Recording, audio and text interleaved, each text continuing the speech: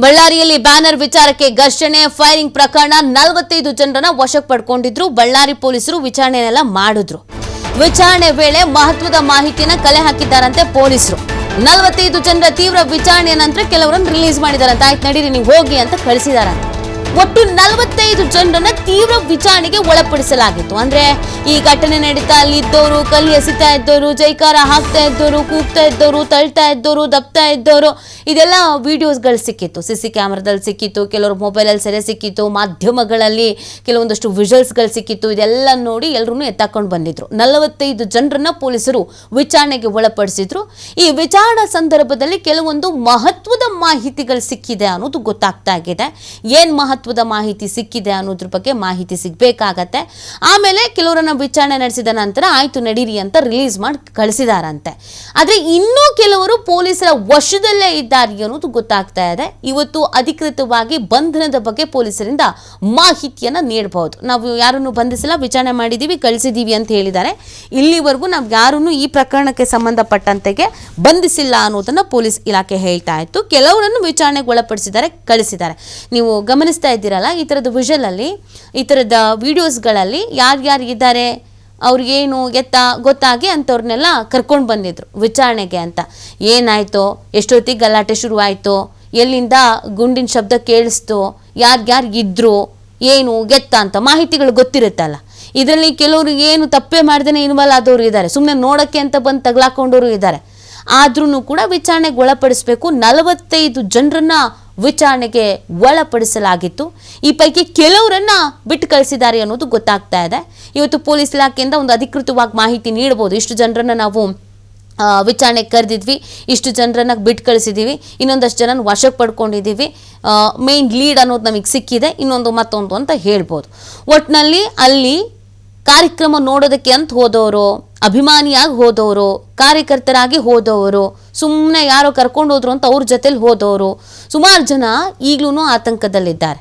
ಕೆಲವರು ಈಗಾಗಲೇ ಊರು ಬಿಟ್ಟೇ ಹೋಗ್ತಾ ಇದ್ದಾರಂತೆ. ಅಯ್ಯೋ ಸಹವಾಸವೇ ಬೇಡ, ಈ ಥರ ಆಗುತ್ತೆ ಅಂತ ಭಾವಿಸಿಯೇ ಇರಲಿಲ್ಲ, ಒಬ್ರು ಪ್ರಾಣನೇ ಹೋಗುತ್ತೆ ಅಂತ ಗೊತ್ತಿರಲಿಲ್ಲ, ಈಗ ಸುಮ್ಮನೆ ನಮ್ಮ ತಲೆಗೆ ತರ್ತಾರೆ, ದೊಡ್ಡವ್ರನ್ನೆಲ್ಲ ಬಿಟ್ಟುಬಿಡ್ತಾರೆ, ನಮ್ಮಂಥವ್ರನ್ನ ಹಿಡಿದು ಬಿಡ್ತಾರೆ ಅನ್ನೋದೊಂದು ಆತಂಕದಲ್ಲಿ ಕೆಲವರು ಊರು ಬಿಟ್ಟು ಹೋಗ್ತಾ ಇದ್ದಾರಂತೆ. ಆದರೆ ಈ ವಿಜುವಲ್ಸ್ಗಳು ಸಿಕ್ಕಿದೆ ನೋಡಿ, ಮಾಧ್ಯಮಗಳಿಂದನೂ ಸಿಕ್ಕಿದೆ, ಸಿಸಿ ಕ್ಯಾಮ್ರಾಗಳಿಂದ ಸಿಕ್ಕಿದೆ, ಕೆಲವರ ಮೊಬೈಲಲ್ಲಿ ರೆಕಾರ್ಡ್ ಆಗಿರೋದು ಸಿಕ್ಕಿದೆ. ಅಂಥವ್ರನ್ನೆಲ್ಲ ಇದೀಗ ವಿಚಾರಣೆಗೆ ಒಳಪಡಿಸಿರೋದು. ಅವತ್ತು ಏನಾಯಿತು, ಎಷ್ಟೊತ್ತಿಗೆ ಶುರುವಾಯಿತು, ಯಾರ್ಯಾರು ಇದ್ರಿ, ನಿಮ್ಮ ಪಕ್ಕದಲ್ಲಿ ಯಾರಿದ್ರಿ, ನೀವೆಷ್ಟು ಜನ ಹೋಗಿದ್ರಿ, ಇದೆಲ್ಲವನ್ನ ಕೂಡ ವಿಚಾರಣೆ ಮಾಡ್ತಾ ಇದ್ದಾರೆ. ಈ ಎಲ್ಲ ಬೆಳವಣಿಗೆಗಳ ಬಗ್ಗೆ ಮತ್ತಷ್ಟು ಮಾಹಿತಿಯನ್ನು ನೀಡ್ತಾರೆ ನಮ್ಮ ಪ್ರತಿನಿಧಿ ಸಿದ್ದು. ಬಳ್ಳಾರಿಯಿಂದ ಲೈವ್ನಲ್ಲಿ ಜಾಯ್ನ್ ಆಗ್ತಾ ಇದ್ದಾರೆ. ಸಿದ್ದು, ಈ ಪ್ರಕರಣಕ್ಕೆ ಸಂಬಂಧಪಟ್ಟಂತೆ ತನಿಖೆ ನಡೀತಾ ಇದೆ. ಈಗಾಗಲೇ ಅನೇಕರನ್ನ ತನಿಖೆಗೆ ಒಳಪಡಿಸಿದ್ದಿದೆ, ಕೆಲವರನ್ನು ಬಿಟ್ಟಿದ್ದಾರೆ, ಇನ್ನು ಕೆಲವರನ್ನು ಬಿಟ್ಟಿಲ್ಲ ಅಂತ ಹೇಳ್ತಾ ಇದ್ದಾರೆ. ಇಲ್ಲಿವರೆಗೂ ಮೇನ್ ಲೀಡ್ ಅನ್ನೋದು ಏನೇನು ಸಿಕ್ಕಿದೆ ಅಂತ ಸಿದ್ದು, ತನಿಖೆ ಯಾವ ಹಂತದಲ್ಲಿದೆ ಈಗ?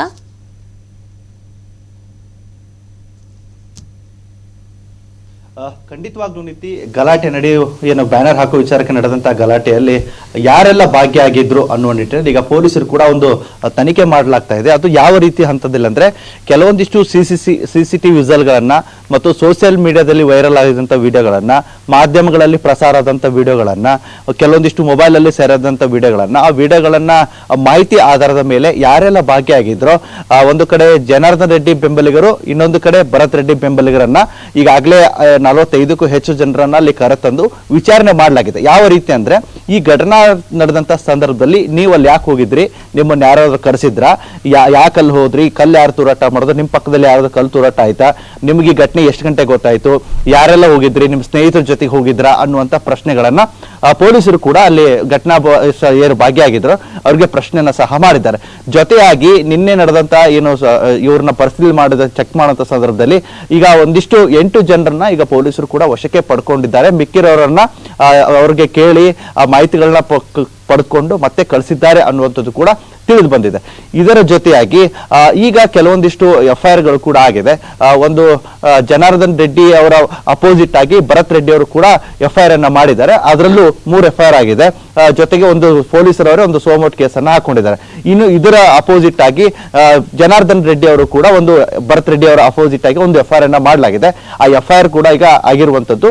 ಜೊತೆಗೆ ಯಾರೆಲ್ಲ ಇದರಲ್ಲಿ ಭಾಗಿಯಾಗಿದ್ರು ಅನ್ನುವಂಥದ್ದನ್ನು ಕೂಡ ಇಂಚಿಂಚಾಗಿ ಪೊಲೀಸರು ಕೂಡ ಮಾಹಿತಿಯನ್ನ ಪಡೆದುಕೊಳ್ತಾ ಇದ್ದಾರೆ. ಚಿತ್ರದುರ್ಗದ SP ಈ ಬಳ್ಳಾರಿ ಜಿಲ್ಲೆಯ ಏನು ಘಟನೆ ಆಯಿತು ಆ ಗಲಾಟೆಗೆ ಆ ಜಾಗಕ್ಕೆ ಅವರಿಗೆ ಉಸ್ತುವಾರಿಯಾಗಿ ಕೊಡಲಾಗಿದೆ. ಉಸ್ತುವಾರಿ ಆದಂತಹ ರಂಜಿತ್ ಕುಮಾರ್ ಬಂಡಾರು ಏನಿದ್ದಾರೆ ಸಾಕಷ್ಟು ಈಗ ಪೊಲೀಸರು ಕೂಡ ತನಿಖೆಯನ್ನ ಮಾಡ್ತಾ ಇದ್ದಾರೆ. ಇದರ ಯಾಕೆ ಭಾಗಿಯಾಗಿದ್ರು ಏನು ಅನ್ನುವಂಥದ್ದನ್ನ ಇಂಚಿಚ್ಚು ಮಾಹಿತಿಯನ್ನ ಪಡೆದುಕೊಳ್ಲಾಗ್ತಾ ಇದೆ. ಇನ್ನು ಇವರಷ್ಟೇ ಅಲ್ಲ, ಇನ್ನೂ ಸ್ವಲ್ಪ ಜನರನ್ನ ಏನು ಕಸ್ಟಡಿಗೆ ತೆಗೆದುಕೊಳ್ತಾರೆ, ವಿಚಾರಣೆಯನ್ನು ಸಹ ಮಾಡಲಿದ್ದಾರೆ ಅನ್ನುವಂತ ಮಾಹಿತಿ ಕೂಡ ಲಭ್ಯವಾಗ್ತಾ ಇದೆ. ಸದ್ಯ ಈಗ ಇವತ್ತಿನ ಚಟುವಟಿಕೆಗಳನ್ನ ನೋಡ್ತಾ ಹೋದ್ರೆ ಬಿಜೆಪಿಯಿಂದ ವಿ ಸೋಮಣ್ಣ, ಆರ್ ಅಶೋಕ್ ಆಗಿರ್ಬೋದು, ಚಲವಾದಿ ನಾರಾಯಣ ಸ್ವಾಮಿ ಆಗಿರ್ಬೋದು, ಇವರು ಸಹ ಇವತ್ತು ಜನಾರ್ದನ್ ರೆಡ್ಡಿಗೆ ಭೇಟಿ ಆಗಲಿದ್ದಾರೆ. ಜನಾರ್ದನ್ ರೆಡ್ಡಿ ಅವರ ಆಪ್ತರೇನಿದ್ದಾರೆ ಅವರಿಗೆ ಗಾಯಗಳೇನಾಗಿತ್ತು ಆ ಆಸ್ಪತ್ರೆಗೆ ಹೋಗಿ ಗಾಯಾಳುಗಳನ್ನ ಮಾತನಾಡಿಸುವಂತ ಕೆಲಸಕ್ಕೆ ಬಿಜೆಪಿಯಿಂದ ಮಾಡ್ತಾ ಇದ್ದಾರೆ. ಬಿಜೆಪಿಯವರ ಪಕ್ಷದಿಂದ ಆಗಿರ್ಬೋದು, ಅವರ ಸಹಪಾಠಿಗಳಿಂದ ಸಾಲು ಸಾಲಾಗಿ ಸುದ್ದಿಗೋಷ್ಠಿಯನ್ನ ಸಹ 10:30 ಪ್ರಾರಂಭವಾದ್ರೆ 1 ಗಂಟೆವರೆಗೂ ಕೂಡ ಅವರು ಸುದ್ದಿಗೋಷ್ಠಿಗಳು ಇರುವಂತದ್ದು. ಒಂದೊಂದು ಸಮಾಜದ ಮುಖಂಡರ ಜೊತೆಗೆ ಸುದ್ದಿಗೋಷ್ಠಿಯನ್ನ ಬಿಜೆಪಿಯಿಂದ ಇಟ್ಕೊಂಡಿರುವಂತದ್ದು. ಇನ್ನು ಈ ಕಡೆ ಭರತ್ ರೆಡ್ಡಿ ಅವರ ಕಡೆಯಿಂದ ನೋಡ್ತಾ ಹೋದ್ರೆ ಸಚಿವ ಏನು ಬಳ್ಳಾರಿ ಜಿಲ್ಲೆಯ ಉಸ್ತುವಾರಿ ಸಚಿವರಾಗಿದ್ದಂತ ಜಮೀರ್ ಅಹಮದ್ ಅವರು ಸಹ ಇವತ್ತು ಬಳ್ಳಾರಿಯಲ್ಲೇ ವಾಸ್ತವಿದ್ದಾರೆ. ಭರತ್ ರೆಡ್ಡಿ ಅವರಿಗೆ ಜೊತೆಯಾಗಿದ್ದಾರೆ. ನಿನ್ನೆ ಸಹ ಸಿಎಂ ಸಿದ್ದರಾಮಯ್ಯ ಅವರು ಕೂಡ ಜಿಂದಾಲ್ಗೆ ಬಂದಿದ್ರು. ಜಿಂದಾಲ್ಗೆ ಬಂದಂತ ಸಂದರ್ಭದಲ್ಲಿ ಭರತ್ ರೆಡ್ಡಿ ಅವರನ್ನ ಕರ್ಕೊಂಡು ಸ್ವತಃ ಜಮೀರ್ ಅಹಮದ್ ಅವರೇ ಹೋಗಿ ಅವ್ರ ಸಿಎಂ ಜೊತೆಗೆ ಮಾತನಾಡಿಸಿ ಯಾವ ರೀತಿ ಗಲಾಟೆ ಆಯಿತು, ಎಲ್ಲಿಂದ ಪ್ರಾರಂಭ ಆಯಿತು, ಹೆಂಗೆಲ್ಲ ಕಲ್ಲು ತೂರಾಟ ಆಯಿತು, ಯಾವ ರೀತಿ ಫೈರಿಂಗ್ ಆಯಿತು ಅನ್ನೋದನ್ನ ಇಂಚಿಂಚಾಗಿ ಭರತ್ ರೆಡ್ಡಿ ಅವರು ಕೂಡ ಅಲ್ಲಿ ಮಾತನಾಡಿದ್ದಾರೆ ಅಂತ ಮಾಹಿತಿ ಕೂಡ ಲಭ್ಯವಾಗಿದೆ. ಜೊತೆಗೆ ಸಿದ್ದರಾಮಯ್ಯ ಅವರು ಕೂಡ ಇದರ ಬಗ್ಗೆ ಆಲಿಸಿದ್ದಾರೆ. ಯಾವ ರೀತಿ ಘಟನೆಗಳಾಯ್ತು, ಈ ಘಟನೆಗೆ ಏನೆಲ್ಲ ಕಾರಣ ಆಯಿತು ಅನ್ನುವಂಥದ್ದನ್ನ ಪೊಲೀಸರಿಂದ ಕೆಲವೊಂದಿಷ್ಟು ಮಾಹಿತಿಗಳನ್ನ ಸಿದ್ದರಾಮಯ್ಯ ಅವರು ಕೂಡ ಪಡೆದುಕೊಂಡಿದ್ದಾರೆ. ಘಟನೆ ಬಗ್ಗೆ ಸವಿಸ್ತಾರವಾಗಿ ಭರತ್ ರೆಡ್ಡಿ ಮತ್ತು ಜಮೀರ್ ಅಹಮದ್ ಅವರೇನಿದ್ದಾರೆ ಸಾಕಷ್ಟು ಮಾಹಿತಿಗಳನ್ನ ಸಿಎಂ ಸಿದ್ದರಾಮಯ್ಯ ಅವರಿಗೆ ಕೊಟ್ಟಿದ್ದಾರೆ ಅನ್ನುವಂತ ಕೂಡ ತಿಳಿದು ಬಂದಿದೆ.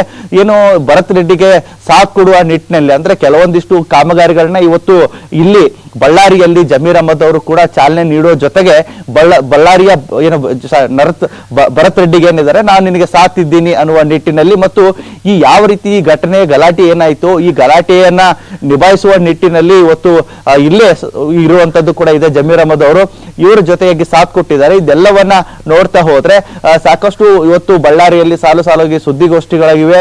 ಜೊತೆಗೆ ಅನೇಕ ಕಾಮಗಾರಿಗಳಿಗೆ ಚಾಲನೆ ಕೊಡಲಿದ್ದಾರೆ.